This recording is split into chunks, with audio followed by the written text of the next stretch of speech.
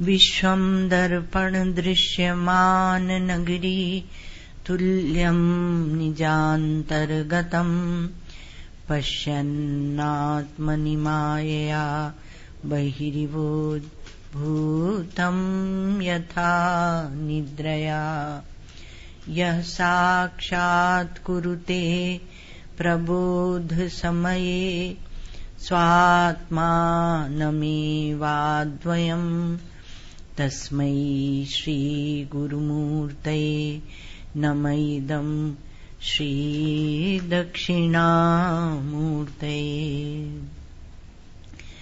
धर्मः कर्म विशेष एष विहितः शास्त्रैर्मनः शुद्धये शुद्ध्या सिद्धपदार्थबोधन विधा निर्बाधमाधीयते।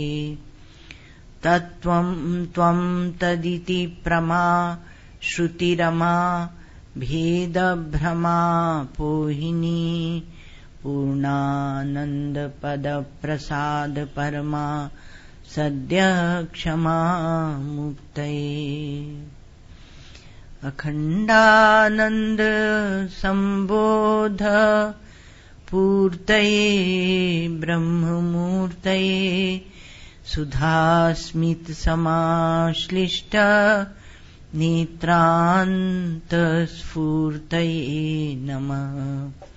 ॐ अज्ञानान्तर्गहन पतितान् आत्मविद्योपदेशै त्रातुं लोकान् भवदवशिखा तापपापच्यमानान्। मुक्त्वा मौनं वटविटपिनो मूलतो निष्पतन्ति शम्भोर्मूर्तिश्चरति भुवने शङ्कराचार्यरूपा। श्रुतिस्मृतिपुराणानाम् आलयं करुणालयं नमामि भगवत्पादं शङ्करं लोकशङ्करं। नमामि भगवत्पादं शङ्करं लोकशङ्करम्। अशुभानि निराचष्टे तनोति शुभसन्ततिम् स्मृतिमात्रेण यत्पुंसां ब्रह्म तन्मङ्गलं परम्। अतिकल्याणरूपत्वात् सर्वकल्याणसंशयात् स्मर्तॄणां वरदत्वाच्च ब्रह्म तन्मङ्गलं विदुः। तो कथम पुनः प्रत्यगात्मनि अविषये अध्यासो विषय तद्धर्माणाम। जो प्रत्यगात्मा अविषय है उसमें विषय और उसके धर्मों का अध्यास कैसे हो सकता है। और जो पूर्ववस्थित विषय है उसी में ही विषयांतर का अध्यास होता है। युष्मत् प्रत्यय अपेतस्य च प्रत्यगात्मनो अविषयत्वं ब्रवीषि। और तुम खुद बोलते हो कि युष्मत् प्रत्यय से रहित है ये प्रत्यगात्मा और अविषय है। तो कहा कि न तावदयम् एकान्ते न अविषया। ये बिल्कुल ही अविषय नहीं होता है। आत्म प्रत्यय का विषय भी अस्मत् प्रत्यय विषयत्वात् अत्यंत अविषय नहीं है। अस्मत् प्रत्यय का विषय भी है। अपरोक्षत्वाच्च प्रत्यगात्म प्रसिद्धे। और अपरोक्ष होता है। अपरोक्ष और प्रत्यगात्मा के रूप में हस्तामलकवत इसकी प्रसिद्धि है। तो विवेक चल रहा है, विवेक किया जा रहा है यहाँ। उसमें ये हम लोगों ने देखा था कि यदि ये कहते हो कि अहम का अधिष्ठान अहम है अथवा इदम का अधिष्ठान इदम है तो इसमें आत्माश्रय दोष होगा। दोष देखे थे कल। तो आत्माश्रय दोष होता है।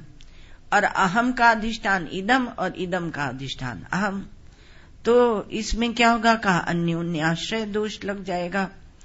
और कहा कि नहीं, इनका अधिष्ठान कोई तीसरा, और वो तीसरे का चौथा, पांचवां, छठवां तो अनवस्था दोष लग जाएगा।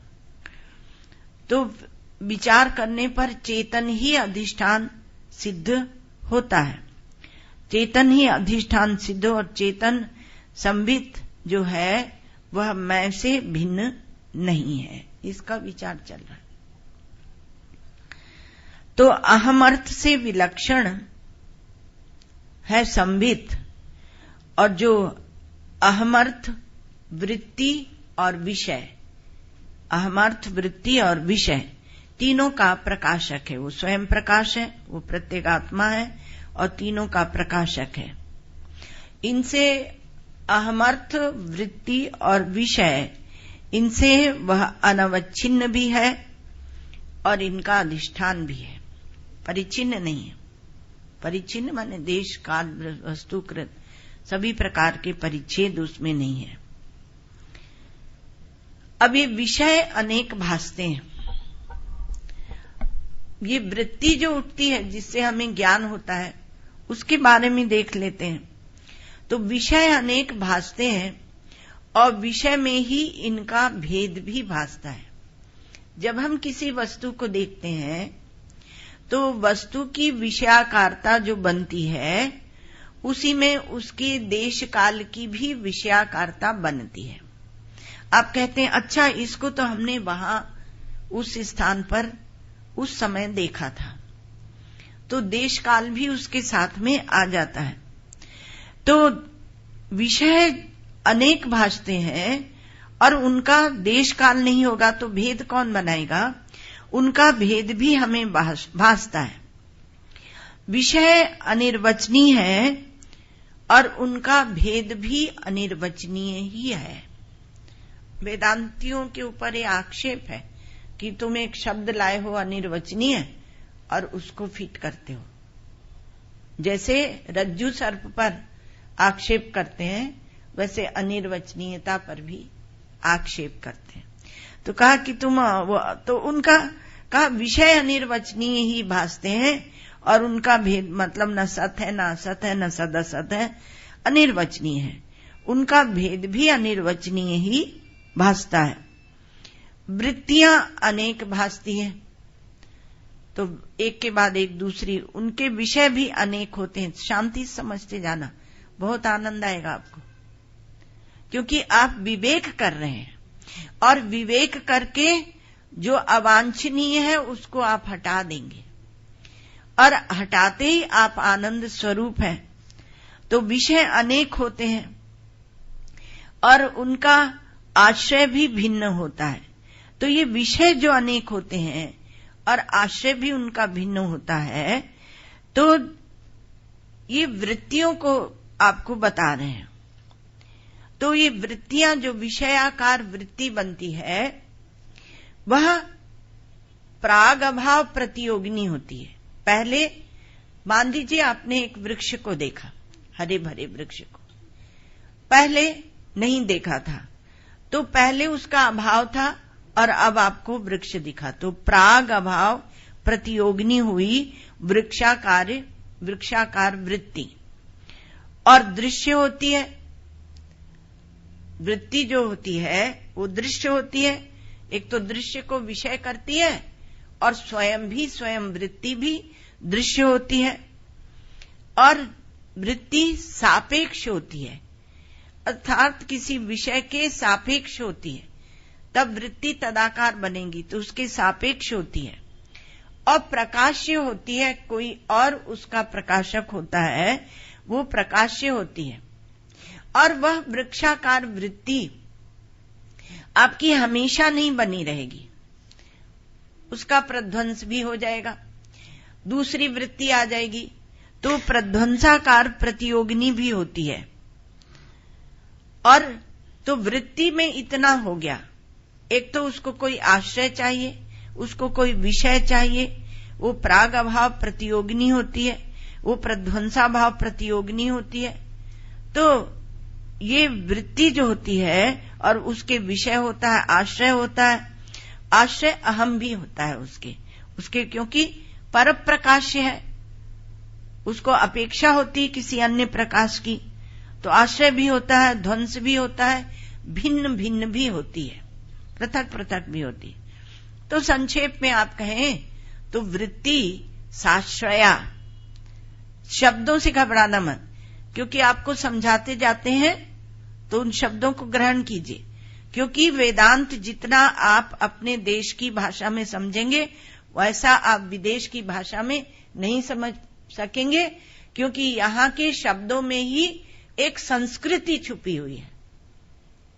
इसलिए कोशिश करते हैं कि अंग्रेजी के शब्द नहीं लाए, तो एक संस्कृति माने एक शब्द का एक पूरा इतिहास छुपा हुआ होता है।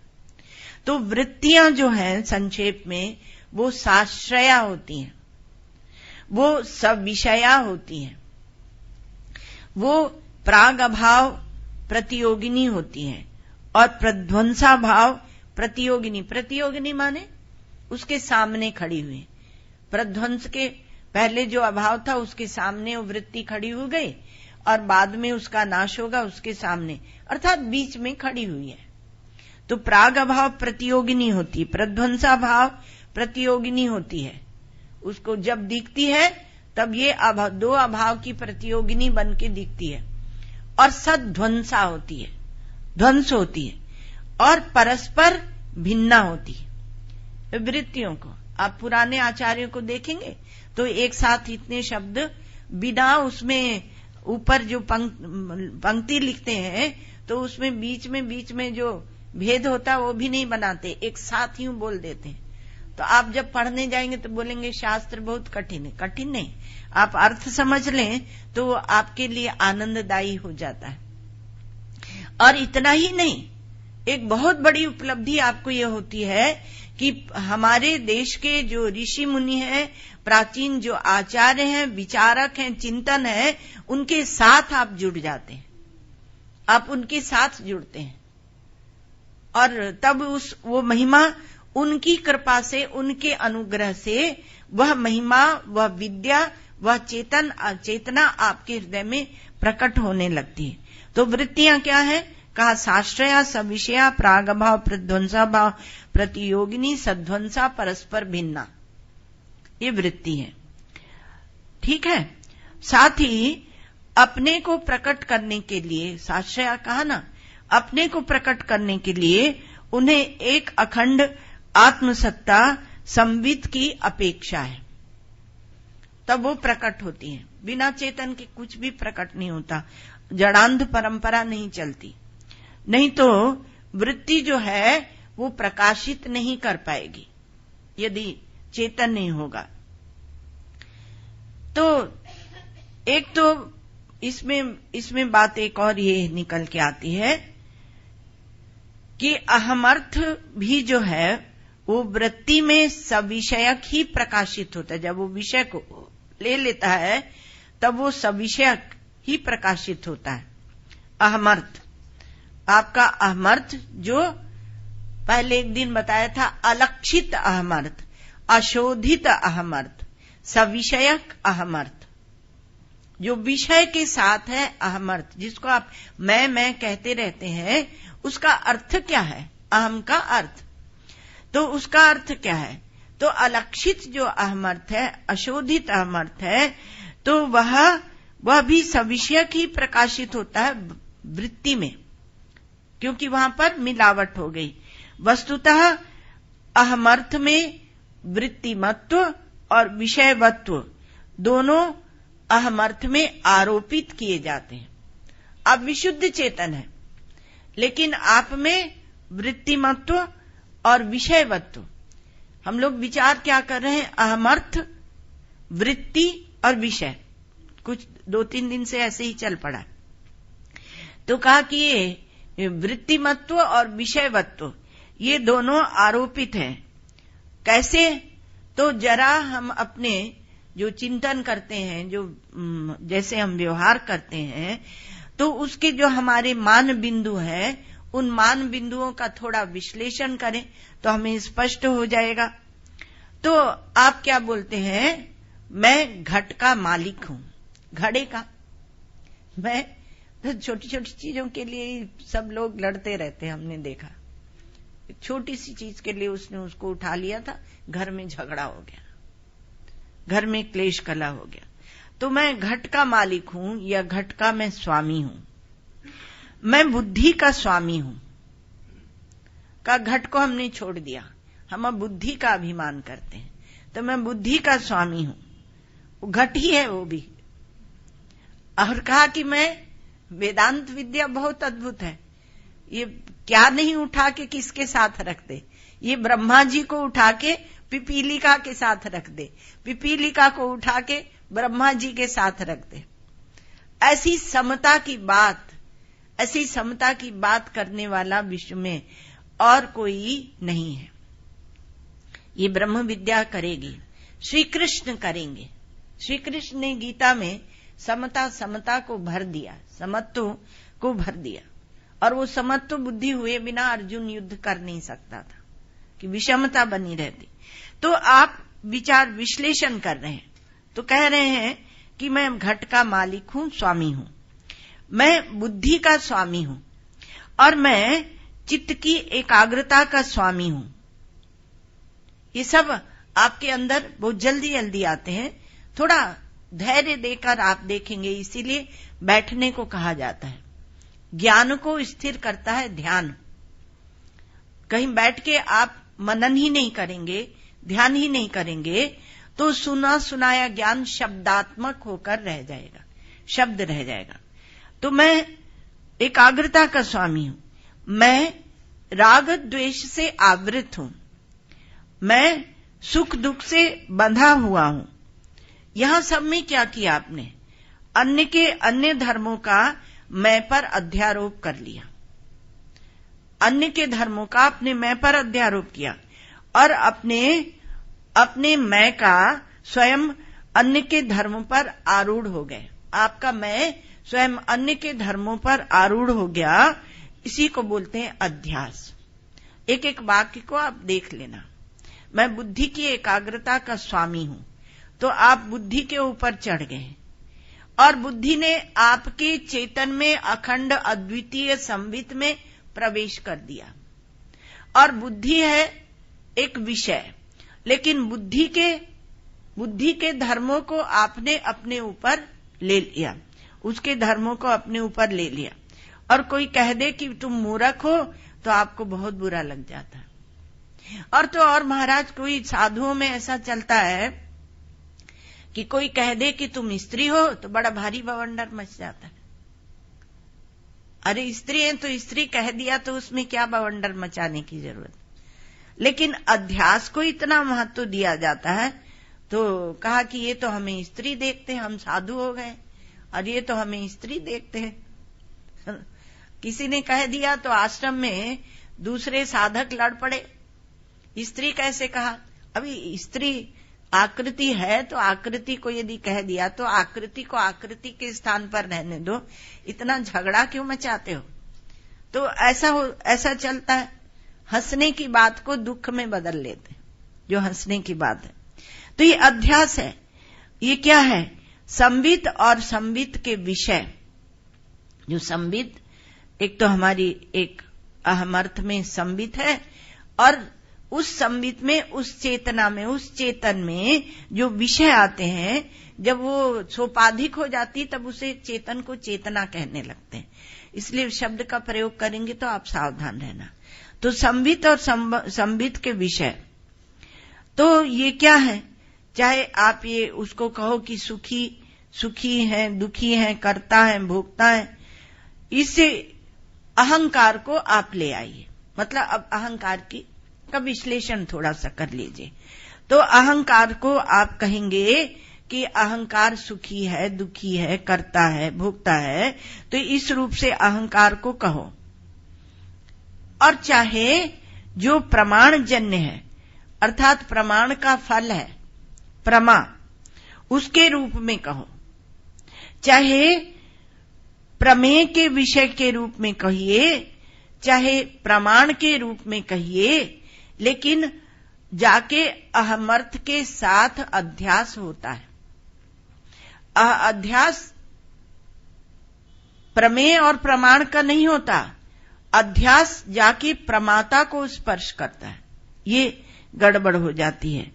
तो चाहे आप उसको प्रमा के रूप में कहिए, चाहे अहंकार के रूप में कहिए, कहीं भी अहंकार जो माने अहंकार के रूप में कहो, माने चाहे प्रमाणजन्य प्रमाण का जो फल होता है वो प्रमा से बनता अहंकार, उपलब्धि होती है ना। प्रमा का जब उदय होता है तो उपलब्धि होती है, मैंने आम खाया, आम विषय है और उसका फल एक प्रकट होता है बुद्धि में और आप भोक्ता बन जाते हैं। तो आप भोक्ता बन जाते हैं। तो जब यह किसी भी रूप में आप कहिए, विषय के रूप में, प्रमाण के रूप में, तो ये जब है तब संविद भासती है, लेकिन संविद का अभाव नहीं, संविद भासती है। तो जब संविद है और जब संविद है तब ये है और ये है तब संविद है, तो ऐसा एक भ्रम हो जाता है। आप अपने को केवल संविद जान नहीं पाते। आपको ये होता है कि प्रमाण होगा, प्रमा होगी, क्योंकि अभी जब दृष्टांत दिया तो उसमें कहा कि मैं बुद्धि वाला हूं, तो बुद्धि वाला हूं, मैं करता हूं, भोगता हूं, मैं सुखी हूं, दुखी हूं, तो उसमें किसी विषय को लेकर अथवा तो प्रमाण को लेकर अथवा तो प्रमाण जन्य जो प्रमा है उसको लेकर हम एक भाव बना रहे हैं, एक वाक्य बना रहे हैं, अर्थात अपना अनुभव बना रहे हैं। तो अपना ये जो हम अनुभव बना रहे हैं, तो इस अनुभव में मिलावट है, पर हमें वो मिलावट दिखती नहीं है। तो आप ये कहने लगते हैं कि ये विषय के जब रूप होते हैं तब संविद भासती है, बिना विषय के तो संविद भासती नहीं, और संविद भासती तब संविद है, और जब संविद है तब ये रूप, तब ये सब विषय है। तो इनका परस्पर सहभाव है, ये साथ ही साथ रहते हैं। इसलिए दृश्य से अलग संविद नहीं है। सामान्यतः सब ऐसा ही मानते हैं, उससे नहीं है। दृश्य है तब तो वो चेतन है, और दृश्य नहीं है, अगर वो दृश्य देखना बंद कर दे तो कहेंगे चला गया, क्योंकि अब हमें नहीं देखता, हमें नहीं पहचानता। तो आपने संविद को सापेक्ष करके संविद से अलग दृश्य नहीं है, ऐसा करके आपने समझा है। ये दोनों एक ही हैं। तो यहां भी क्या हुआ, संविद का विवेक नहीं हुआ, संविद का विवेक नहीं हुआ, क्योंकि जो दृश्य है वो तो कितनी बार होते हैं और आते हैं और जाते हैं, और संविद एक रस प्रकाशमान रहता है। ये भी आपका अनुभव है। थोड़ी देर विषय से रहित करके भी आप रहते हैं तो प्रकाशमान रहता है। तो दृश्य तो बाधित होते रहते हैं, और जो मैं है, संविद है, वह अबाधित है, वो अबाधित है। ये एक विवेक हुआ। और भी ज्ञान, और भी आप विवेक इसी प्रकार से करें तो कहा कि ज्ञान का एक और विभाग होता है। दूसरी बात प्रारंभ हुई, वो संविद वाली पूरी हो गई। तो कहा कि एक तो बनाने वाला ज्ञान होता है, एक होने वाला ज्ञान होता है, और एक है रूप ज्ञान होता है। जो बनाने वाला ज्ञान होता है वो कर्म के साथ मिला जुला होता है, और जो होने वाला ज्ञान होता है उसमें भी काल की, देश की, काल की और द्रव्य की अपेक्षा होती है। किंतु जो है रूप ज्ञान है, सत और चित, सत माने है और चित अर्थात ज्ञान। एक ज्ञान क्या है, कहा है रूप ज्ञान। केवल उसको देश की, काल की, द्रव्य की कल्पना की आवश्यकता नहीं होती, उनसे वह विमुक्त होता है।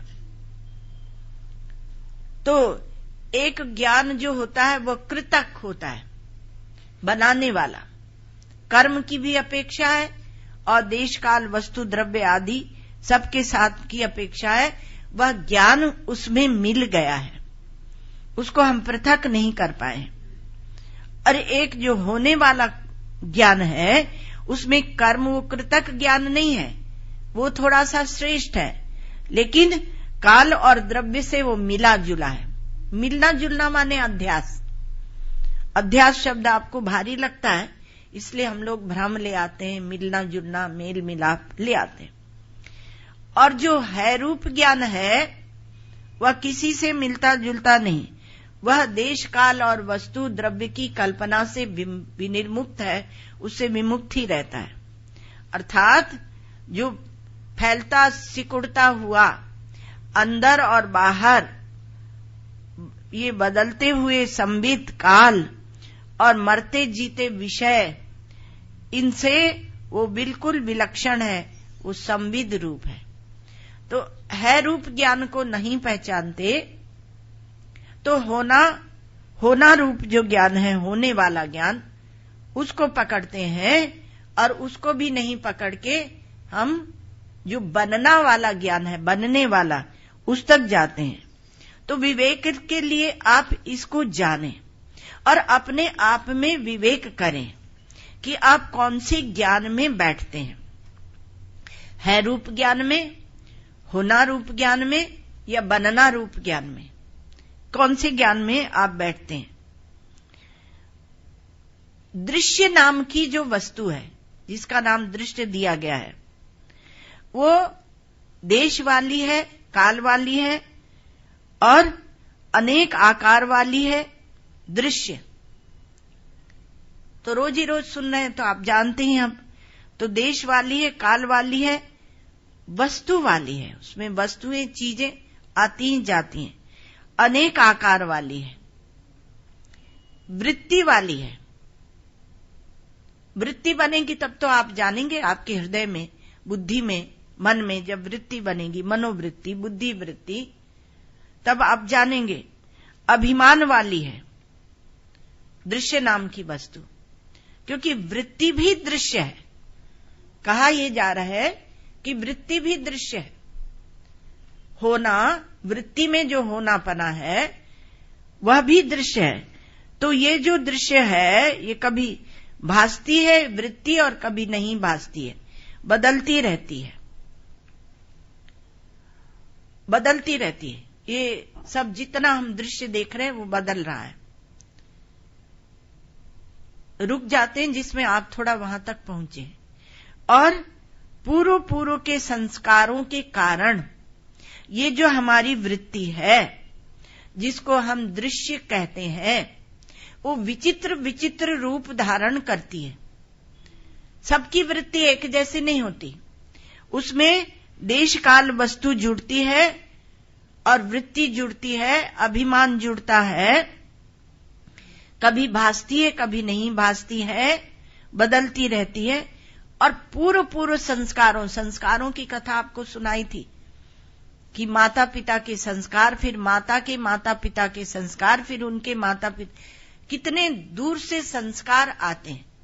तो संस्कारों की पवित्रता को लेकर कोई एक दृढ़ प्रतिज्ञ विरक्ति मत सन्यासी ही संस्कारों को मिटाने के लिए प्रयत्न करता है। असंभव, एक जगह जाकर कोई एक ऐसी भूमिका भी आती है जहां सर्वसामान्य के लिए असंभव हो जाता है, इतना पुरुषार्थ करना वो असंभव हो जाता है। लेकिन आप सुने, आपको निराश करने के लिए नहीं है, आपके ही अंदर एक बैठा हुआ है जो विशुद्ध ज्ञान को चाहता है, वो जिज्ञासु, वो सन्यासी, उसको विविदिशा सन्यास बोलते हैं। तो वो पूर्व के संस्कारों से वो विचित्र रूप धारण करती है, आपको सुनाया। और वर्तमान के जो संस्कार हैं, जो अभी संस्कार पढ़ रहे हैं, उनसे उत्तर रूप, आगे के रूप वो ग्रहण करती है।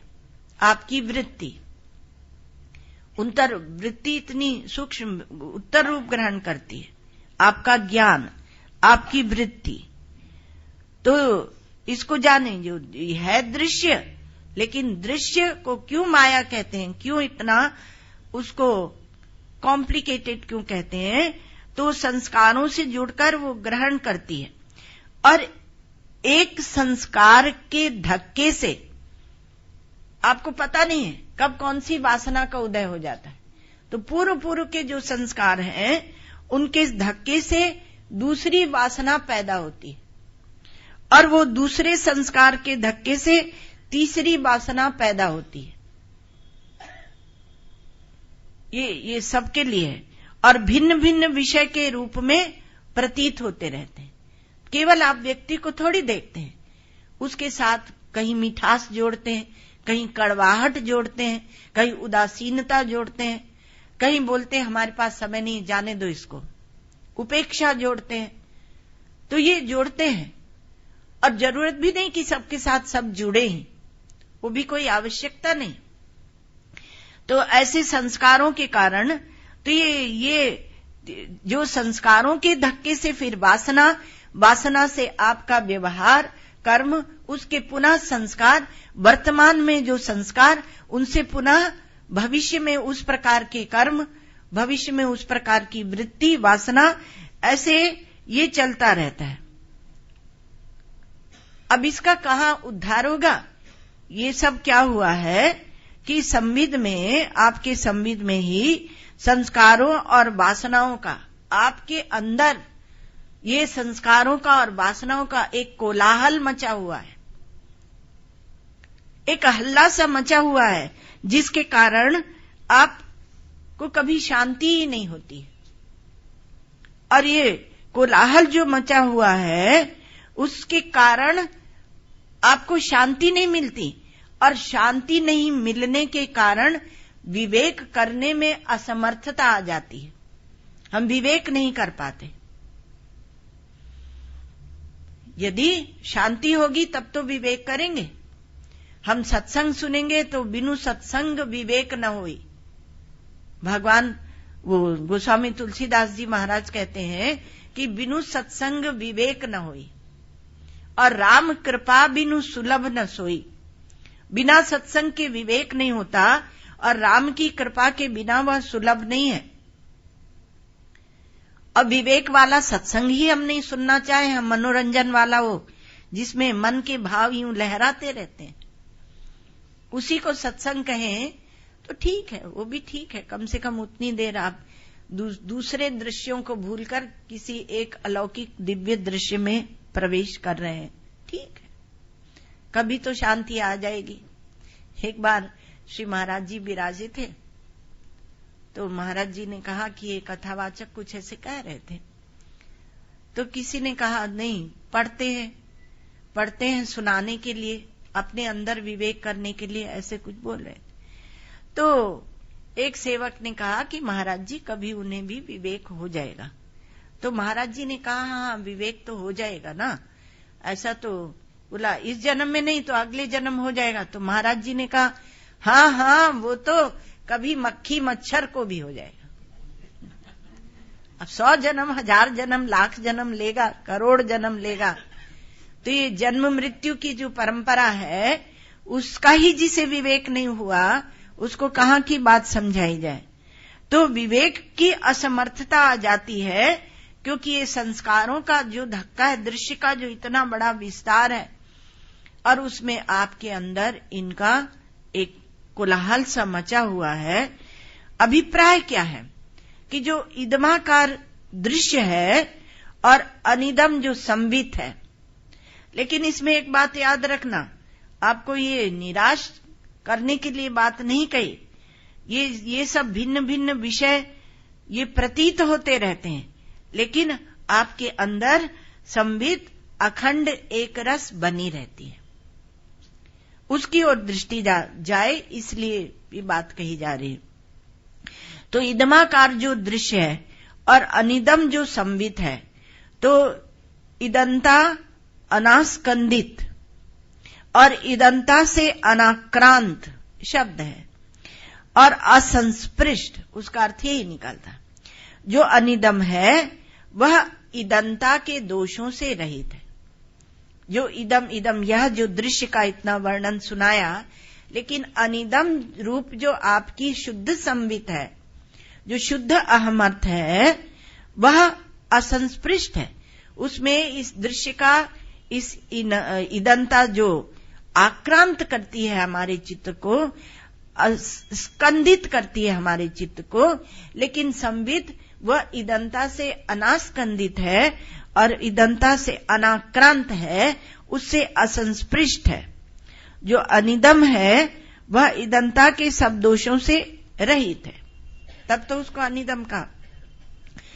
तो इदंता में काल है, अनिदम में काल नहीं है, विवेक है, उसमें काल नहीं है। इदंता में देश है, अनिदम में देश नहीं है। इदंता में वस्तु है, अनिदम में वस्तु नहीं है। तो इदंता में कर्म है, इदंता में और क्या क्या है, कर्म है, सुख दुख है, परिवर्तन है, प्रमा है। प्रमा भी इदंता में जाए। प्रमा माने किसी चीज का ज्ञान जब ग्रहण करते हैं तो उसकी जो वृत्ति बनती है उसको प्रमा बोलते हैं। तो प्रमा है और भ्रमा है इदंता में, भ्रमा भी इदंता में है, भ्रम भी, अध्यास भी इदंता में है। तो प्रमा भ्रमाध्यास दोनों है इदम में, और अनिदम जो संवित है उसमें ये सब कुछ नहीं है, उसमें ये सब कुछ नहीं है। तो उसमें क्या नहीं है, न देश है, न काल है, न वस्तु है, न प्रमा है, न भ्रमा है, कुछ नहीं है। वह अपने स्वरूप में ज्यों का त्यों है। तो अनिदम जो है संविद में ये सब कुछ नहीं है। और इदम और अनिदम का जो अविवेक चल रहा है, इससे इसका जब हम विवेक नहीं करते, विवेकाग्र निबंधनो भ्रमिति, उसका विवेक नहीं कर पाते और विवेक को हम ग्रहण नहीं कर पाते, वही भ्रम है। क्योंकि एकदम पृथक है। जो भाष्य प्रारंभ किया है भाष्यकार भगवान ने, जो 1 वर्ष के पूर्व पहले लिया था, युष्मद् अस्मद् प्रत्यय गोचरियो हो विषय विषयिणो हो तमः प्रकाशवद विरुद्ध स्वभावयो हो। तो कोई अध्यास की, भ्रम की संभावना ही नहीं, वही बता दिया था। तथापि कह के अध्यास बताया था, तथापि अन्योन्यस्मिन् अन्योन्यात्मकताम। तो तमः प्रकाशवद विरुद्ध स्वभाव वाले हैं, इनमें अध्यास भला कैसे हो सकता है? तो कहा विवेक नहीं करने के कारण होता है। अनिदम स्वयं प्रकाश है। तो विवेक क्या है? इदम और अनिदम का विवेक है।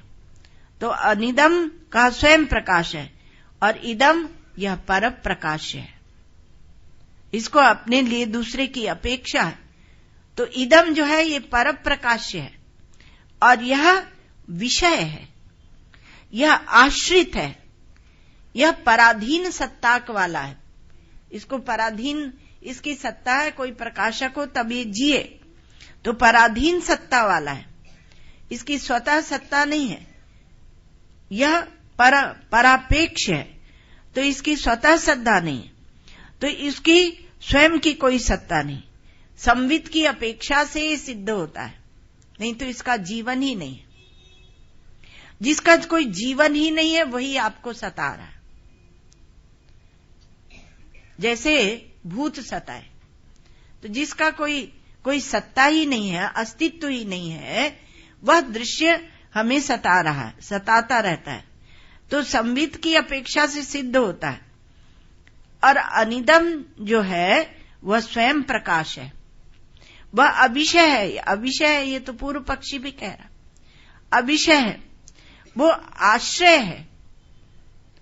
उसी अधिष्ठान में सब सारी वस्तुएं, सब सारी अर्थात अंतःकरण, वृत्तियां, विषय सब प्रकाशित होते हैं। तो स्वतंत्र सत्ता वाला है। इन विपरीत धर्म वाले पदार्थों में धर्मांतरण का अध्यास अविवेक से ही सिद्ध है। उसके धर्म इसमें ले लिए तो अविवेक से ही सिद्ध है, अन्यथा नहीं। तो ये धर्मांतर हो रहा है, ये अविवेक से सिद्ध हो रहा है। आत्मा के धर्म अनात्मा में, अनात्मा के धर्म आत्मा में, और इनको मिलाकर और जो ये सिद्धि हो रही है अध्यास की, भ्रम की, वह केवल भ्रम से ही हो रही है, वह अविवेक से ही हो रही है। तो संवित और दृश्य का परस्पर सहभाव भी नहीं कि ये साथ साथ रहते हैं, ऐसा परस्पर सहभाव भी नहीं है। संवित जो है वो अबाधित सत्य है और दृश्य जो है वह पराश्रित है, बाधित है। तो संवित के मिथ्यात्व का निश्चय नहीं किया जा सकता है। अबाधित सत्य माने जिसके मिथ्यात्व का निश्चय नहीं किया जा सकता है, और इदंता के मिथ्यात्व का निश्चय किया जा सकता है, क्योंकि वो पूरे समय नहीं दिखता है, कभी दिखता है, कभी नहीं दिखता है, कभी लीन हो जाता है, तो उसके वो बाधित है। तो स्वयं प्रकाश संवित अबाध्य है, और इदंता रूप जो ये दिखता है, जो सुखी दुखी कर्ता भोक्ता आदि रूप जो अहमर्थ है, जो सुखी दुखी बनता, कर्ता भोक्ता हो, रागी द्वेषी बनता है, जो राग द्वेष है, जो प्रत्यय है, जो प्रत्ययार्थ विषय है, सब का सब बाधित प्रकाश है। दो वो भूमिका कर ली, और बाधित प्रतीति है। तो सत्य जो संवित है वो सत्य है, और मिथ्या क्या है? इदंता है। उसका अविवेक नहीं, अविवेक के कारण मिश्रण हो रहा है, जिस अविवेक के कारण ही सत्ता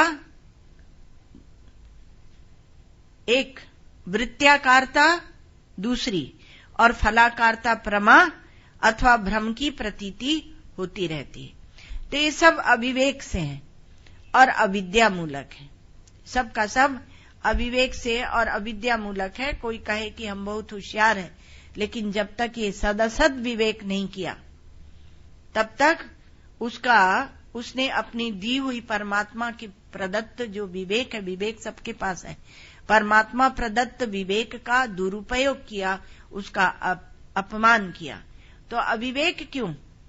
क्योंकि अविवेक से ही ये सब हुआ है। और अविवेक क्यों है? तो कहा इसका कोई अविवेक का कोई कारण नहीं होता। विवेक आपको दिया हुआ है, पर आप उसका उपयोग नहीं करते। तो प्रत्येगात्मा जो संवित रूप है, तो उसके लिए एक अनुसंधान श्रुति ने बताया। श्रुति ने कहा एकमेवाद्वितीयम्। श्रुति ने इस प्रत्येगात्मा को, संवित रूप को एकमेवाद्वितीयम् कहा। तो आत्मा स्वयं प्रकाश है और एक है। एक है, बहुत बढ़िया बात है, एक है। तो एक क्या होता है वो आप जानते हैं।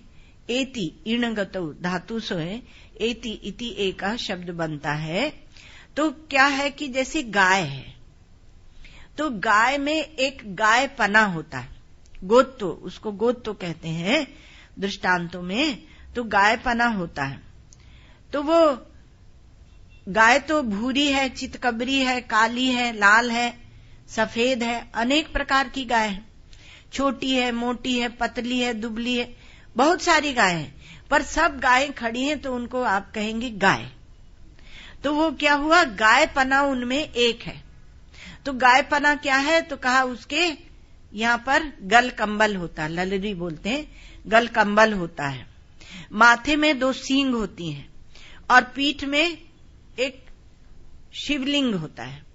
तो ये जो होते हैं ये गाय के निशान होते हैं, जिसमें ये सब नहीं है, और पूंछ लंबी होती है। ये गाय के निशान है, भारतीय गाय के निशान है। पूंछ लंबी होना, गल कंबल होना, शिवलिंग होना और सींग होना। तो ये क्या हुआ? ये गाय के जो चिन्ह बनाए गए, तो गायपना अनुगत है, वो सब गायों में एक है। तो सब गाय हैं, तो उसमें क्या कहेंगे? गायपना या गोत्व वो अनुगत है, वो सामान्य है। अथवा गाय जाति, जाति शब्द, सामान्य शब्द, अनुगत शब्द, ये गायपना, ये सब एक अर्थ को दिखाते हैं। तो ये सत्ता सामान्य उसी प्रकार से वो सब में कहा एक गायपना। उसी प्रकार से सब जितने दृश्य हैं उसमें जो सत्ता सामान्य रूप से एक रहता है उसे कहते हैं एकम, एकमेवाद्वितीयम् में। तो कहा कि जैसे घट ज्ञान, पट ज्ञान इत्यादि, घट ज्ञान, पट ज्ञान, मठ ज्ञान, वृक्ष ज्ञान, आकाश ज्ञान, इतने जितने भी ज्ञान है, तो उसमें कहा कि घट पट मठ वृक्ष आकाश आदि से अनेक ज्ञान हुए क्या?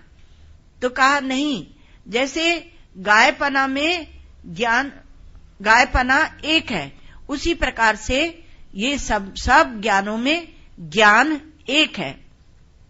तो सब आकृतियां हैं, वृत्तियां हैं, अर्थ हैं, अहंता है, लेकिन उनमें जो अनुगत संवित है उसको पहचानना है, उसको लक्षण बनाना। जैसे गाय के लक्षण बनाए वैसे उसके लक्षण बनाते हैं, और वो लक्षण बना के आपको शास्त्र दे रहे हैं। आप अपने मन से बैठ कर मत बनाइए और कलयुग के दूत मत बन जाइए। कहा शास्त्रों को मत मानो, हम बताते हैं। तो कहा कि वो जो उसमें जो अनुगत संवित है वह एक है, एक रहती है। तो सब जो ज्ञान है उसमें कहा संवित एक है, उसको बोल रहे हैं ब्रह्म का लक्षण बना के एक मेवा द्वितीयम। लेकिन संवित का जो अनुगत्य है, जो उसका सर्व सामान्य या सत्ता सामान्य रूप से रहता है, उसको एक पद से दिखाते हैं। अनेकता में जो एकता है माने संवित है, चिन्ह मात्रता है, वह एक पद का वाच्यार्थ, एक पद के द्वारा उसको दिखाया गया। तो एक में वो अनुगत्य संवित है, एक जब कहते हैं, और अनेकता और एकता का परस्पर विरोध है, तो विरोध परिहार कर दिया। लेकिन क्या है कि फिर कहा जो बोलने वाला है वो सामान्य नहीं है, वो अपौरुषेय है, वो पुरुष है ही नहीं, वो परिच्छिन्न है ही नहीं, इसलिए अद्वितीय कहा साथ में, एक मेवा द्वितीयम। तो एक मेवा द्वितीयम बोलने वाला व्यक्ति सामान्य नहीं है, क्योंकि एक साथ दो शब्द बोल देता है, एक मेवा द्वितीयम। पहले विवेक करो कि अनेकों में एक कौन है और वह एक अद्वितीय। तो अनेकता मिथ्या है, अनेकता जो है वो मिथ्या है, और वहीं से ये बात निकल आई। जब अद्वितीय कहते हैं तो अद्वितीय एक एक एक सब में एक है, तो एक है वो तो ठीक है, लेकिन जब अद्वितीय कहा तो उससे ये कहा कि अनेकता जो है वो मिथ्या है, अर्थात दृश्य मिथ्या है, उसमें से निकल आया। क्योंकि अद्वितीय कैसे बनेगा? यदि हम दृष्टा संवित एक रहेंगे और अनेक दृश्य भी सामने रहेंगे तो अद्वितीय कैसे होंगे? हमारे सामने अभी जो हम लोगों ने विवेक किया तो उसमें प्रतियोगी शब्द का प्रयोग किया, प्रध्वंसा भाव प्रतियोगी, प्राग भाव प्रतियोगी, परस्पर प्रतियोगी बने हैं। जहां हम है वहां आप नहीं, जहां आप है वहां हम नहीं है। लेकिन जब कहा अद्वितीय तो ये प्रतियोगिता कहां गई? तो अद्वितीय में एक के साथ में अद्वितीय लगा के प्रतियोगिता को समाप्त कर दिया, और ये प्रतियोगिता को जब समाप्त किया अद्वितीय बता के, तो वहां पर जो अन्य रूप से जो भी भासता है उसको मिथ्या कोटि में, बाधित कोटि में उसको डाल दिया। तो अद्वितीय जब होगा, जब दूसरा अन्य जो है वो बाधित हो जाएगा, तो बाधित हो जाएगा। तो अनेक में अनुगत है, वो सत्ता सामान्य है, वो एकम से कहा, और अद्वितीय जिसमें अनेकता बाधित होकर दी गई, बहुवचन उसमें बाधित हो गया। एक आत्मा, तो एक आत्मा अर्थात अद्वितीय है, इसके सिवा और कोई सत्ता नहीं है। एक से एक जब कहेंगे, केवल एक कहेंगे, तो उसमें घटा भी सकते हैं, बढ़ा भी सकते हैं, एक धन एक बराबर दो ऐसे होता है ना, घटा सकते हैं। पर अद्वितीय जब कहते हैं तब उसमें न घटा सकते हैं न बढ़ा सकते हैं, उसके न जोड़ होते हैं न उसके टुकड़े होते हैं। तो कहा महाराज फिर वो शून्य होता होगा। तो अनेक में अनुगत जो एक है वह नहीं, अद्वितीय एक चाहिए, एक ही अद्वितीय भी हो, ऐसे कहा। तो एक ही एक, तब उसको बोला अद्वितीय। तो इसको समझने के लिए थोड़ी सी बात और समझनी पड़ती है। तो कहा कि एक कूटस्थ नित्य होता है और एक निरंश होता है। कूटस्थ नित्य और निरंश कहा आत्मा को। भामतीकार कहते हैं तद अयम प्रकाश एव स्वयं प्रकाश एकः कूटस्थो नित्यो निरंश प्रत्यगात्मा।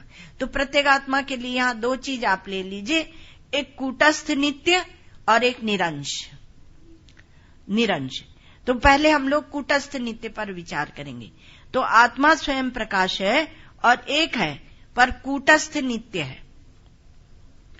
तो इससे आपको अद्वितीय भी थोड़ा स्पष्ट हो जाएगा। तो आत्मा स्वयं प्रकाश है और आत्मा एक है पर कूटस्थ नित्य है। तो दो प्रकार के नित्य वेदांतों ने बता दिए, एक नित्य और दूसरा कूटस्थ नित्य। अब इसको देखिए, जैसे आकाश है तो आप व्यवहार में क्या कहेंगे, आकाश सत्य नित्य है। और नीलिमा क्या है, आकाश में जो नैल्य दिखता है, जो नीलिमा दिखती है, वो क्या है, तो कहा वो मिथ्या है। लेकिन वो भी तो हमेशा भासती रहती है।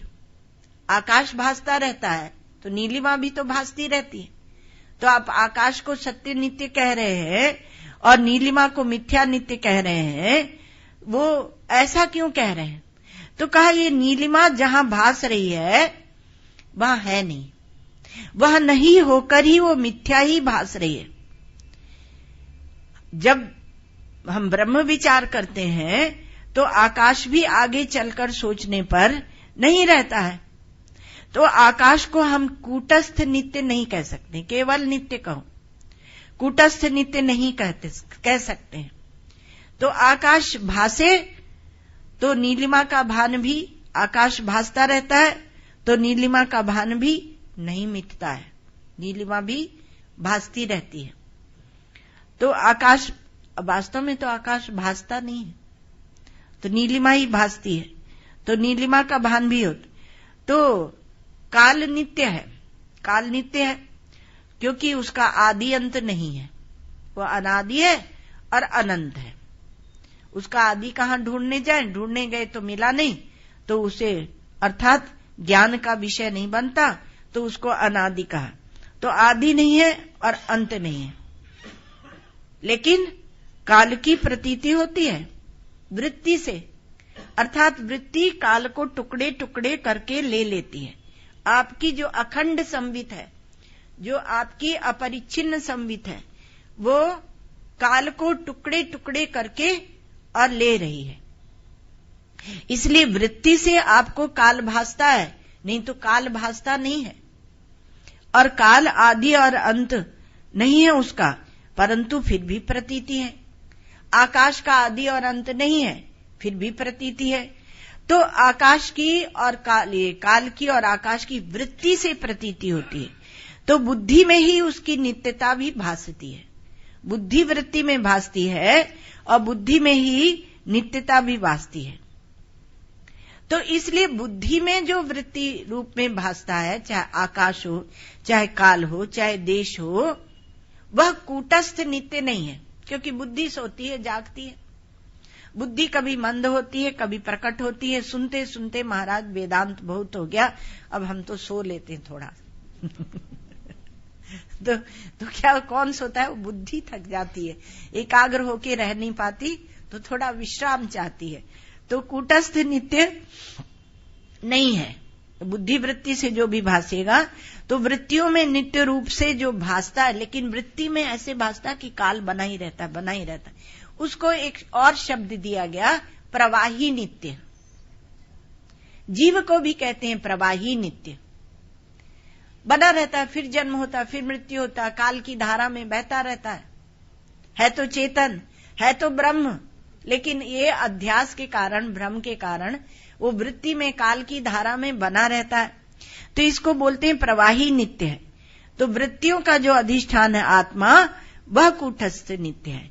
काल भी नित्य है और आत्मा भी नित्य है, पर दोनों में अंतर हो गया। तो अंतर क्या हो गया? अंतर यह है कि काल भाष्य नित्य है, अर्थात वृत्ति में आता है, भाष्य नित्य है, और आत्मा स्वयं प्रकाश नित्य है, वो भाष्य नहीं बनता, वो स्वयं प्रकाश नित्य है, वह अबाध्य नित्य है, वह सत्य नित्य है, और काल मिथ्या नित्य है, आत्मा सत्य नित्य है।